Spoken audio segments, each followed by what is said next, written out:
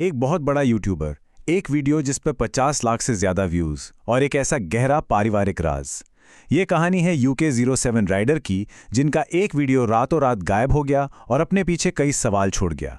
ये सिर्फ एक पर्सनल ड्रामा नहीं है, बल्कि सोशल मीडिया की उस पतली सी लाइन की कहानी है जहां एक इंसान की असलियत और प्लेटफॉर्म की पॉलिसीज आपस में टकरा जाती हैं। सोचिए, एक वीडियो आता है जिसमें एक क्रिएटर अपना पूरा दिल खोलकर रख देता है।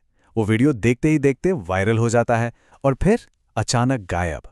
सवाल सिर्फ एक है, आखिर उस 50 लाख व्यूज वाले वीडियो में ऐसा क्या था और उसे हटाया क्यों गया? देखिए, ये जो विवाद है ना, ये कोई एक दिन में पैदा नहीं हुआ। इसकी जड़ें पिछले 8 महीनों की एक लंबी खामोश कहानी में छिपी हैं। तो चलिए थोड़ा सा पीछे चलते हैं और समझते हैं कि ये सब शुरू कहां से हुआ। तो सब कुछ शुरू होता है 8 महीने की एक चुप्पी से। फिर अचानक एक ऐसी इंस्टाग्राम स्टोरी आती है जो सबको चौंका देती है। उसके कुछ ही दिन बाद 2 घंटे का एक बहुत इमोशनल वीडियो अपलोड होता है और फिर वो वीडियो भी हटा दिया जाता है। ये जो पूरी टाइमलाइन है ना, यही इस कहानी की चाबी है। तो अब सवाल आता है कि आखिर उस 2 घंटे के वीडियो में था क्या? उसका पूरा का पूरा फोकस एक बहुत ही पर्सनल, एक बहुत ही दर्दनाक मुद्दे पर था, और वो था उनका अपना पारिवारिक झगड़ा। UK07 राइडर ने अपने वीडियो में कई ऐसी बातें कहीं जो काफी चौंकाने वाली थीं। उन्होंने बताया कि ये जो पूरा झगड़ा है, इसकी जड़ थी उनकी इंटरकास्ट लव मैरिज। उनके हिसाब से परिवार ने शादी से बस 1 हफ्ता पहले अपना हाथ पीछे खींच लिया और उन्हें अपने पेरेंट्स और भाई के बिना ही शादी करनी पड़ी। और कहानी यही नहीं रुकी। जब वो अपनी वाइफ को घर लेकर आए तो तनाव इतना ज्यादा बढ़ गया कि खबरों के मुताबिक उनकी वाइफ भी उन्हें छोड़कर चली गई। ठीक है, वीडियो में क्या था ये तो हमें पता चल गया, लेकिन असली सवाल तो अब भी वही हैं। वीडियो गया कहां? क्या ये UK07 राइडर का खुद का फैसला था या फिर पर्दे के पीछे यूट्यूब का कोई बड़ा हाथ था? यहां पर ना 2 बातों को समझना बहुत जरूरी है। एक होता है जब कोई क्रिएटर खुद अपना वीडियो डिलीट करता है, ये उसका पर्सनल फैसला है। लेकिन जब YouTube कोई वीडियो हटाता है तो ये कोई छोटी मोटी बात नहीं होती।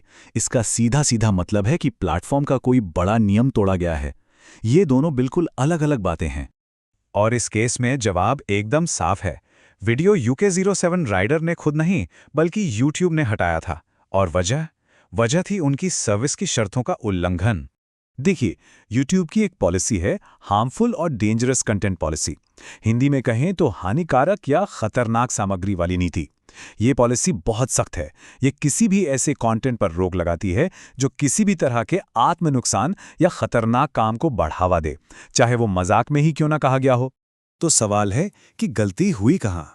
असल में वीडियो में अपने फीलिंग्स बताते बताते UK07 राइडर ने कुछ ऐसे शब्द यूज कर लिए जैसे कि वो अपनी जिंदगी को लेकर कोई बड़ा एक्शन या चरम कदम उठाने वाले हैं। अब होता क्या है कि YouTube के जो ऑटोमेटिक सिस्टम्स हैं, वो ऐसे फ्रेजेस को तुरंत पकड़ लेते हैं और फिर कोई भी गलत मैसेज लोगों तक न फैले, इसे रोकने के लिए प्लेटफॉर्म ऐसे वीडियोस को हटा देता है और ज्यादातर केसेस में चैनल पर एक स्ट्राइक भी आ जाती है। लेकिन रुकिए, कहानी सिर्फ एक क्रिएटर और एक प्लेटफॉर्म की नहीं है। इसमें एक और बड़े यूट्यूबर मनोज दे का एंगल भी है। उनका नजरिया हमें पर्सनल प्रॉब्लम्स को देखने का एक बिल्कुल अलग तरीका दिखाता है। मनोज दे का मानना एकदम क्लियर है। वो कहते हैं कि पर्सनल प्रॉब्लम्स को पर्सनली ही सॉल्व करना चाहिए। उन्हें सोशल मीडिया पे लाने से कोई हल नहीं निकलता, बल्कि बात और बिगड़ सकती है। और ये सिर्फ कोई हवाई सलाह नहीं है। मनोज दे का ये जो सोचना है, ये उनके खुद के पर्सनल एक्सपीरियंस से आता है। उन्होंने भी एक ऐसे ही गहरे पारिवारिक संघर्ष का सामना किया है जो UK07 राइडर की कहानी से काफी हद तक मिलता जुलता है। तो यहां हमें 2 क्रिएटर्स के 2 बिल्कुल अलग अलग रास्ते दिखाई देते हैं। एक तरफ UK07 राइडर हैं जिन्होंने अपने दर्द को पूरी दुनिया के सामने वीडियो में रख दिया, और दूसरी तरफ है मनोज दे, जिन्होंने लगभग वैसी ही मुश्किलों को निजी तौर पर संभाला और उसे कभी अपने कंटेंट का हिस्सा बनने ही नहीं दिया। तो मनोज डे की बात का सार ये है कि वो UK07 राइडर के दर्द को समझ रहे हैं। वो ये नहीं कह रहे हैं कि वो दर्द असली नहीं है, लेकिन उनका सवाल उस दर्द को हल करने के तरीके पर है।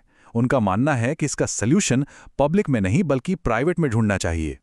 तो इस पूरी कहानी से, इस पूरे मामले से हम क्या सीख सकते हैं?